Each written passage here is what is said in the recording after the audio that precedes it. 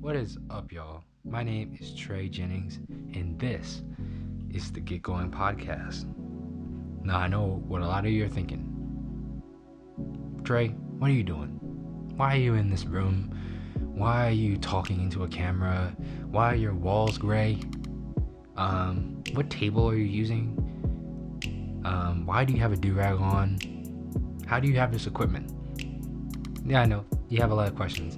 And I'm going to use episode 0 of the Get Going podcast to kind of level the playing field or, straighten a lot of these things out for you all, especially the ones that are going to join me on this ride that I know the Get Going podcast will eventually be. I'll start off by saying thank you for tuning in to the Comp channel. This is the company channel. All my creative endeavors and all the endeavors in my company are going to be on here. Compro is relatively separate to this.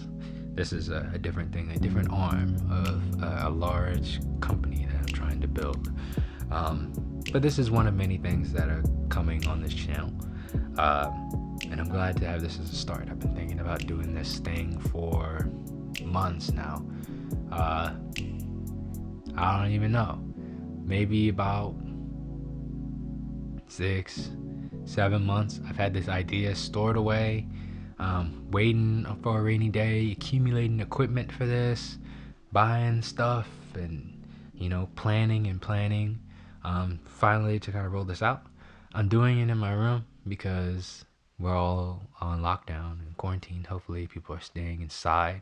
And if you are in your car listening to this right now, I hope you're doing something essential. But I'm not judging.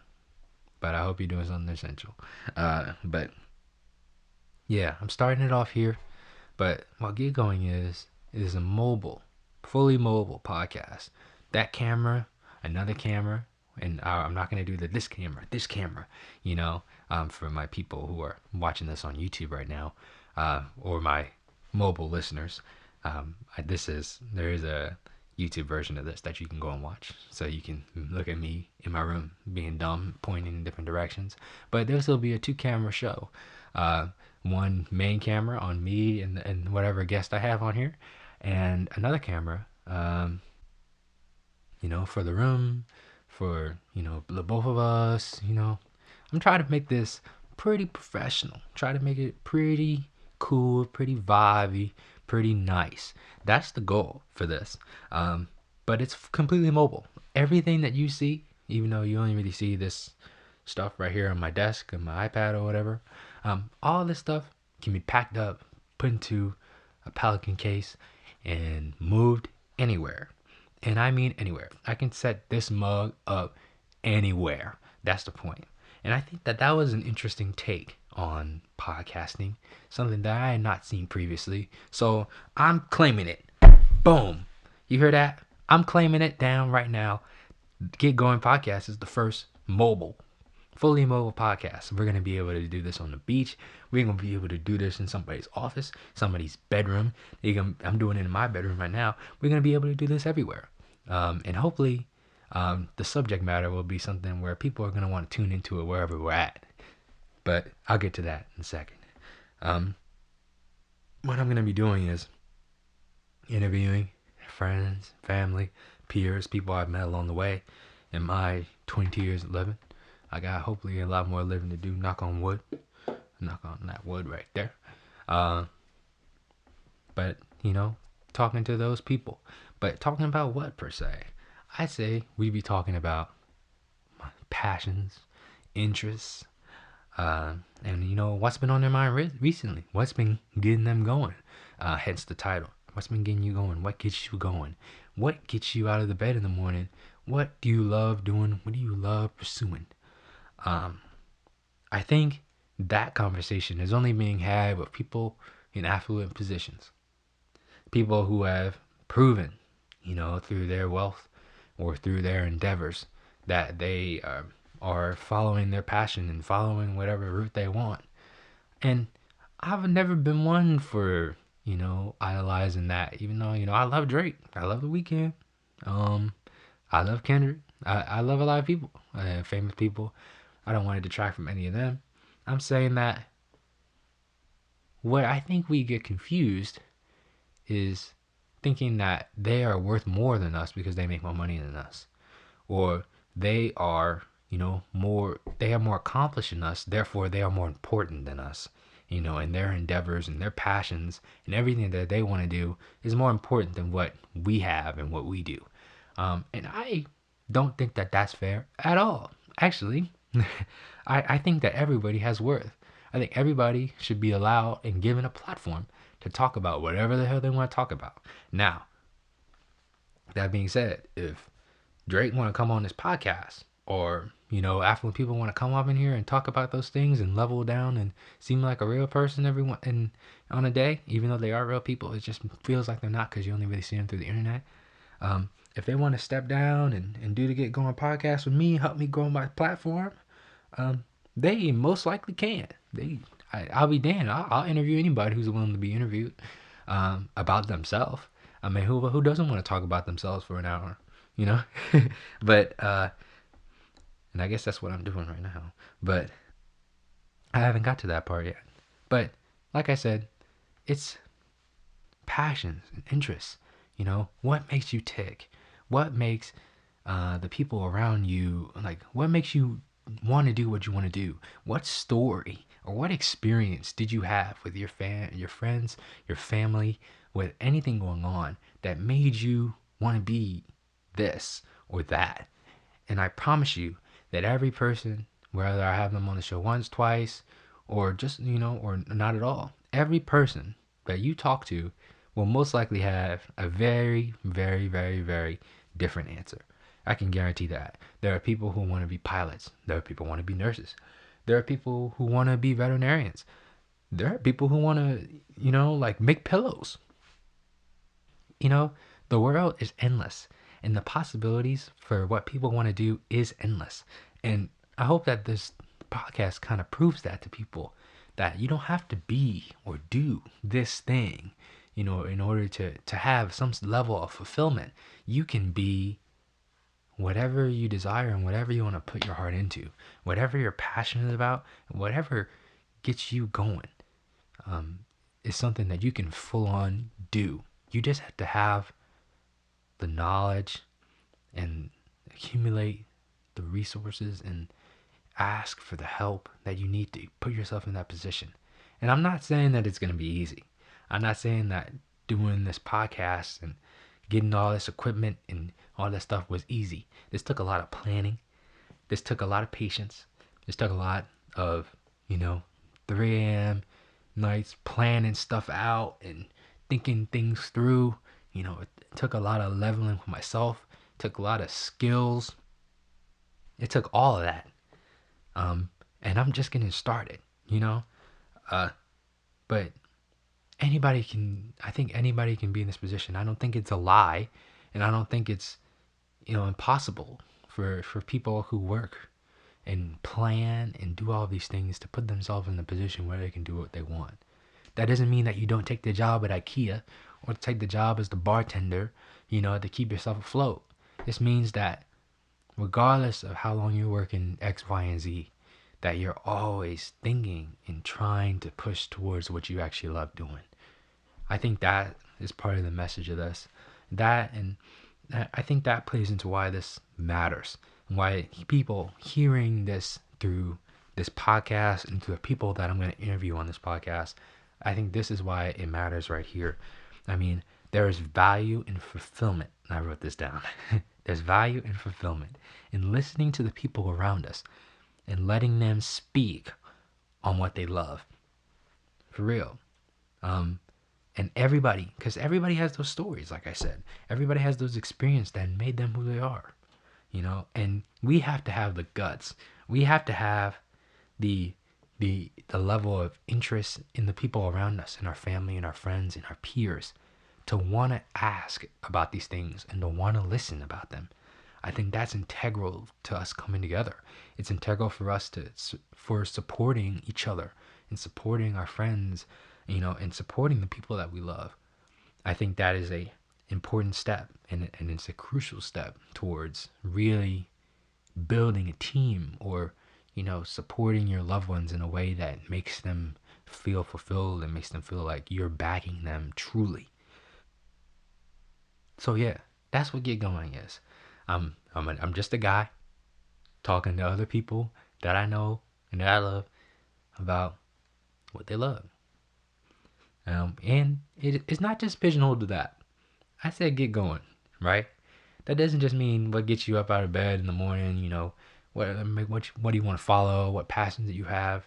It means what's been on your mind recently. There's a lot going on. There's a lot happening in the industry that you like or love. There's a lot happening in everywhere. We're in the middle of a pandemic. This is coming out in the middle of a pandemic. For real. We can talk about them on here too. I'll prepare.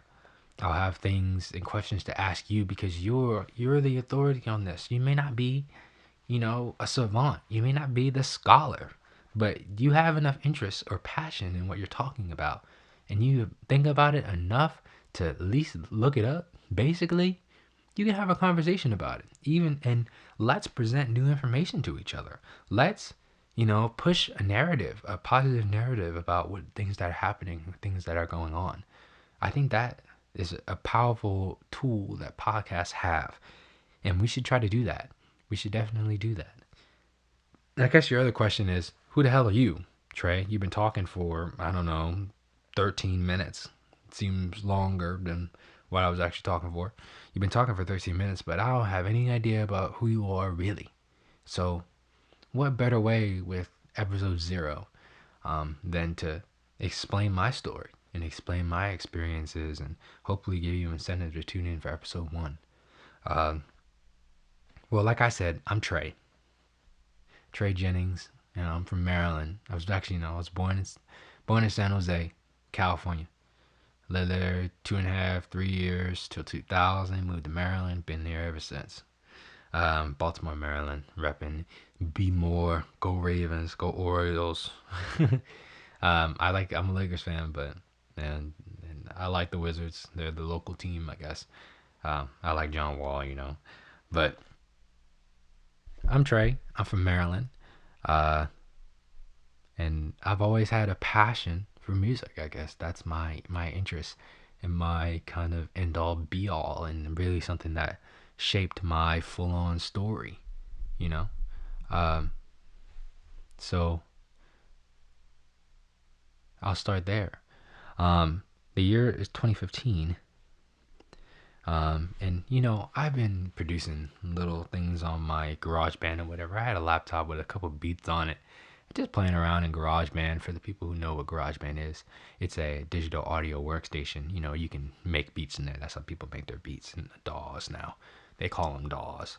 But I have been doing those. I have been looking back through my old phones. I have been writing since 2013. I've been writing rhymes, and kept them to myself for a while. I've been at it secretly, since 10th grade, I guess. Uh, and I always actively listened to music, whether it was,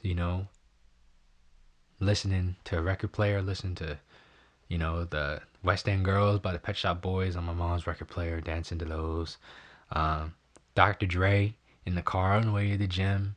Um, Music, all types of it, 80s, 90s, 2000s, all types of it, has always been an integral part of, my life and the way that my life has moved. Um, and that's continued going forward. But in high school around 2015, I was in NJROTC, Naval Junior Reserves Officers Training Corps, Reserve Officers Training Corps, making sure that I had spelled that right for y'all, for the people listening on long form for this. But it's ROTC for high school, okay? We had to wear the uniform, a couple times a week. Um, when I was in there, I was on staff, so I was a executive officer in my senior year. I was a drill team commander in my junior and my senior year. Speaking of music, we used to drill the people through music. Me and my best friends at the time, Marcus and Malik, and a couple of my good friends, Gomez, Deja, you know, all of them. We used to bump music all the time. We listened to music in our cars. We would listen to music in the office. We would incorporate it into drill. That's just what we did. It was just an integral part of our, our psyche. Um, well, when I was in JROTC, I really just bought into the lifestyle, the wearing the uniform, the cleanness, the discipline, the the leadership, all of these things, and my mentors and teachers at the time, along with my family, had pointed me in the direction of going to a service academy potentially. And as you can see from my shirt, if you're looking, I ended up going to Navy. Yeah, the Naval Academy, really. Yeah, I mean, it's 45 minutes away. The uniforms are better than West Point. Uh, the it was a nice campus on the water. And West Point's on the water, but it's not as cool as the other one because it's right next to the downtown. You didn't feel like you're in the middle of nowhere. Um, so I end up luckily and unfortunately getting into the academy in 2015 as a senior in high school. So July 1st, 2015 is when I was inducted into the program to create officers. And I don't remember the mission of the Naval Academy off the top of my head, but it was develop midshipmen morally, mentally, and physically, imbue them with the highest ideals of duty, honor, and loyalty to something, graduate them a career in naval service or something like that. If anybody's listening to this in the comments and they know that straight off the top of their head, go ahead and put it in the comments. I'm surprised that I remember that much of it off the top of my head. Regardless, I get in there, and I really kind of put music on the back burner. They ain't got no, you ain't got no music. You can't. There ain't no music career through the Navy. But I think I love the security of it. I thought it was going to be very similar to JROTC. Stupid me. I thought that it was gonna, be an extension of that, and that I would thrive in an environment where I was being pushed. And then in some ways, I guess I did, but in a lot of other ways, I did not. But I'll get to that in a bit. But when I got there, I had been good with academics. I had been good on the mental side and morally. I thought that I was a good person. I did what I was supposed to do, and I showed up to things on time. Gave good insight to a lot of different things. But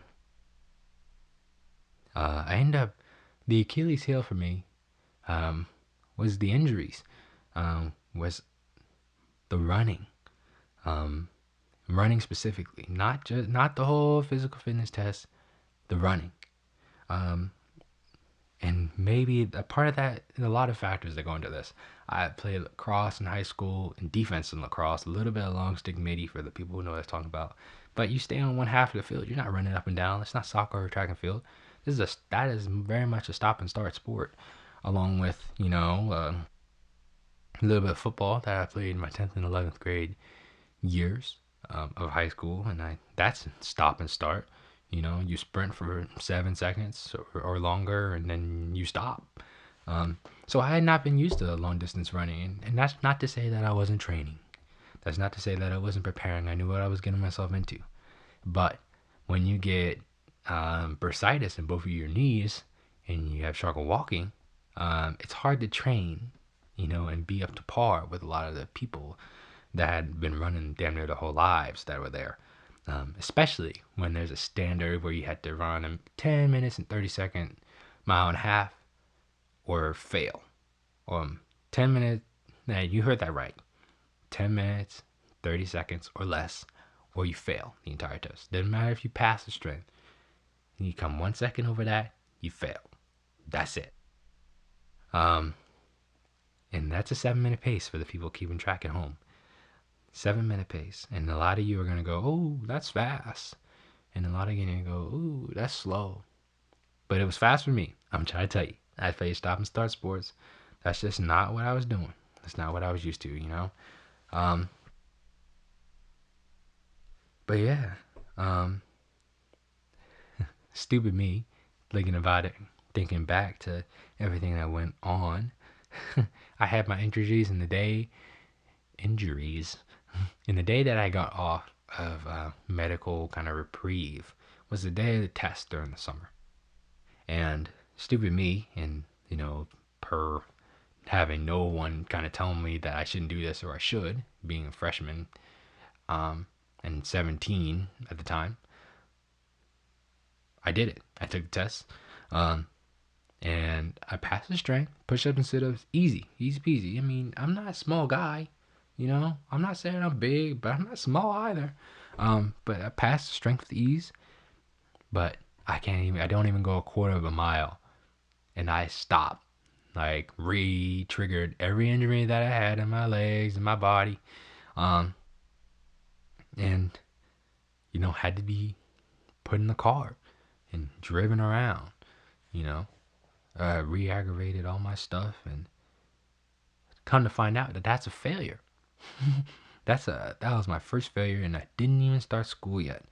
Um, so hey, I did that. Well, I did have something going for me. Music had crept into my life one more time. It wasn't completely gone. I had joined the Glee Club, the United States Naval Academy Men's Glee Club, which I am thankful for that experience. Some of the best guys that I've ever met. Hopefully, I'll have some of those guys on the show eventually. But I got a lot of stories about that. Maybe for a later day, for a later podcast. But I joined the Glee Club, and that I'm thankful for being in that, because that got me through a lot of dark times in that 2 years that I was there. In fact, that was the inspiration for me wanting to go on. Thinking back, that was the inspiration for me doing another version of doing another PRT test in the same semester. I which was not allowed, by the way. I ended up taking 2 PRT tests in one semester. I passed the strength. In fact, I think I maxed the strength, have 101 push-ups and 101 sit-ups in less than 2 minutes. I was balling, okay? I was getting it done. And I get out for the run. I'm on good pace or whatever. Then, getting a little behind.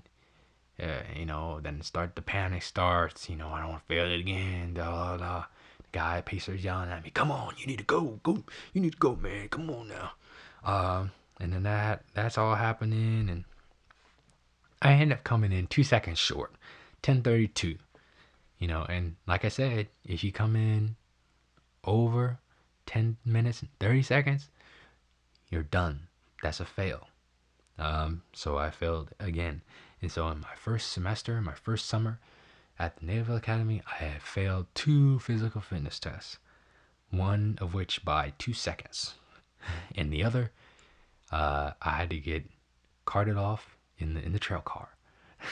So not a great start to my college experience. Luckily for me, I had a lot of good people. I was surrounded with a lot of good people in the Glee Club who really lobbied for me and made sure that I can go and do things with them. So I got to go on the trips and do all those things and stuff. But after that second PRT test, that's when the anxiety started. And mind you, I have been seeing a sports therapist all through that year and all through my sophomore year there, or my second year. Never did they say that you were having anxiety, that you had anxiety because of this test, and that you were panicking as you took the test, what made you think that the stuff was worse and your body felt worse than it already does. Um, Nobody told me that, but I have been doing all the right things and saying and trying to see all the right people to kind of keep myself in that position, because I mean, who wouldn't want to be locked into a life, for God knows how long, 5 years minimum, your life set, salary job, connections, through alumni, unrivaled, damn near Ivy League level. Who wouldn't want that? So I pushed on with the Glee Club, and with schooling and stuff like that. And like I said before, I didn't do bad in school. I didn't do bad with the military stuff. I was a good dude. I tried to do everything right. This was my Achilles heel, the running. I just couldn't pass the run. Fast forward, I do two more tests, one in the spring semester, one in the fall semester of my sophomore year. Failed both. Just the run, just the run. I maxed the strength damn near every time. 101 push-ups, 101 sit-ups. Um, but I failed the run. And mind you, I know what you're thinking. You're like, what's going on in your head? Why can't you just push through, Um, part of it is, well, that was literally panicking slash hyperventilating as I took the test. And on top of that, my legs would be in pain, like literally. And it's not like runner's pain, because I run now and a little bit. And I know the difference between runner's pain and, okay, I need to stop pain. And a lot of times I get to a point where this was like, oh, I need to stop or I need to slow down pain. And they didn't tell me this at the academy, but I know now that it was because I was heel striking. You don't want to land on your heel when you run. That's bad form. It messes up your hips, it messes up your quads, it messes up your knees, it messes up your shins, your calves. I didn't know that then. Nobody told me that then. All the VO2 max tests that I did, all the training that I did, nobody said, yeah, you're running, you're heel striking, you need to change your running form up, or so to not experience this pain. It is what it is. But then I have been in the academy for a year and a half. 4 failures, 2 of which I shouldn't have even been taking the test at all. And I've come down to my last straw, the one before the separation. It's the PRT. What's at stake? Going to LA, my favorite place on the planet. I'm a Lakers fan. Singing on Staples Center floor. I'm not making this shit up. You can look it up. Singing on the floor of the Staples Center with the men's glee club. A dream. That's what's at stake. So that's not there was no other way to motivate me to run. I ran every day. I trained every day. I showed up for everything. I did everything that I felt I was supposed to do. And I ended up failing this one too. I failed it by, I don't know, but somewhere between 1 and 3 seconds, right at the buzzer.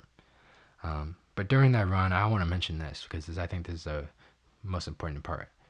And then I'll explain what was kind of going on in my head after that. But my good friend Caleb, who is a track and field runner, 800, he's running 8:15 mile and a half. So I had help. I had people pacing me and trying to help me out through this. On the last lap where I had to run a 6-minute pace, a 1:30 lap to pass. And mind you, I gutted it out after he had told this to me. But he says, "Come on," he says to me, coming around the first bend.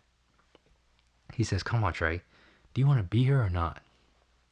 And I had a moment of clarity that I had not had previously on any other run, in any other situation. And Caleb has always had an ability to just kind of cut through the fluff and tell you what you need to hear. But that clarity was a profound no. Profound no. And you would think, man, all these failures. So you would think that you would kind of question where you're being in an environment. But like I said, you think that this is the right thing for you to do. You think that this is the path that you're supposed to be on. Look at all the stuff that you get from this path. Look at all the things that lead off of this. Why can't I work hard and just grind this through, regardless of my anxiety, my feelings of ostracization, big word, my feelings of being ostracized in company, my feelings of, like not fitting in, my feelings of depression, all of those things swirling around me, causing all my performance and in damn near every area to drop. My sense of worth, my self-esteem dropping, because I just can't do one thing. And it's in that moment, I'm like, man, I really don't have to do this to myself. I don't have to put myself through this. I don't have anything to prove to anybody. The only thing that kept me grounded and it kind of made me happy outside of the people I was rooming with and my other friend Jamil was the Glee Club, was the music. It kept me sane. It kept me from the trips and the practices. It kept me from, doing things and, my mind going places that I don't know if anybody can come back from eventually, or, without serious help. The music and, the people I had around me had been lifting me up out of a dark place that I knew in the bottom of my heart that I didn't want to be at. But it took me 5, I guess. 5 failures and, and being gassed on a run that I didn't want to do at all to realize that this was not my path. This was not the thing I was supposed to be doing. Luckily for me, the decision was made for me. I got kicked out. I mean, and for obvious reasons. The military is an environment where if you don't meet the standards of it, you are out of line. And based on my record, regardless of if I can debate or make excuses about any of this stuff, I was out of line, and they were right to kick my ass out. Luckily for me, I don't owe anybody jack shit. I still got the shirts. I still got them shorts. They're nice to sleep in. And I still have the experience of a lifetime, regardless of if it ended smoothly or not. And per it being in episode 0, the Get Going podcast, I honestly am at peace with it. But yeah, so I failed 5 times. Just the run. It ain't anything else. I'm not failing the classes. I want to pass that I'm not a good person, or that I was doing things wrong, or that I shouldn't have been in the first place, that somebody could have did something with that spot. It was just the run. It was a mental battle I was having with myself. Because running is a mental sport. More first and foremost, you have this endurance and strength. That's easy. The push, the mental push, is what gets you through for the most part, especially when you have to maintain paces and be uncomfortable. You have to be comfortable being uncomfortable. That's what they tell you. But that's when I realized I just didn't want to have that mental battle with myself. And why did I have to have that mental battle with myself? I shouldn't have to. Ironically, it's not irony. It just ironically just sounds good coming out. But evidently, we were going to LA after I got removed. I got moved all my stuff out and put it in my house. Went to LA with Caleb and Jamil, good friends of mine. We went to Santa Monica Pier. And this is about May 2018 now, so we've jumped 3 years. No, not 2018, excuse me. We jumped 2 years. May 2017. Been about 2 years. I'm out of the academy. I don't know where I'm going to go. Don't know what I'm going to do. And what I end up doing, I end up saying to myself, in a year, I just want to be doing something that I like doing. I just want to be doing something that I enjoy. And be on a path towards doing what I love doing. Mind you, like I said, through the story, music has always been an integral part of my life. Music has always, grounded me and made me whole, even at the academy. It did through the Glee Club. It was about time I found a way to pursue that, and tried to figure that out.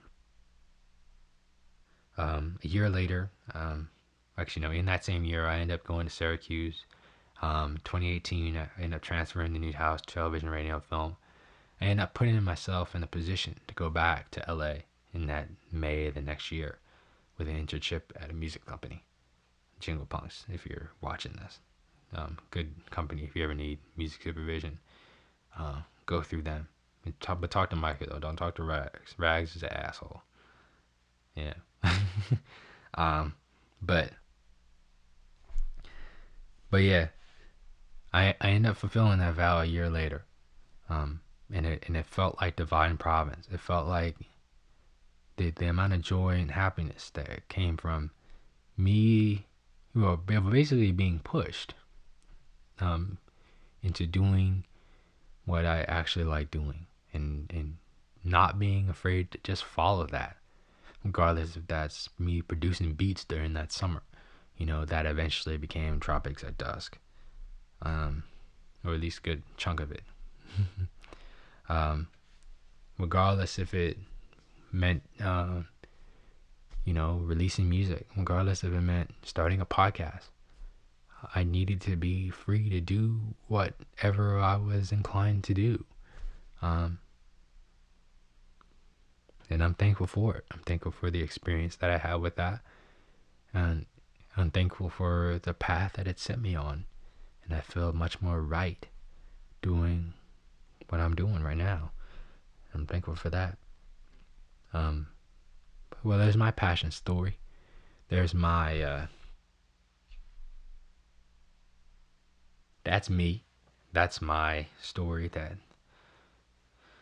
how Trey Jennings became the music guy, or the all-encompassing creative guy who you see now in front of you if you're watching on YouTube, or you're listening to on your favorite podcast platform. And no, everybody may not have the same story. People have different experiences and different stories that put them on the path that they're on. Different things that happen to them to put them in the position where we can talk on Skype, or where we can talk in this office and or in this room.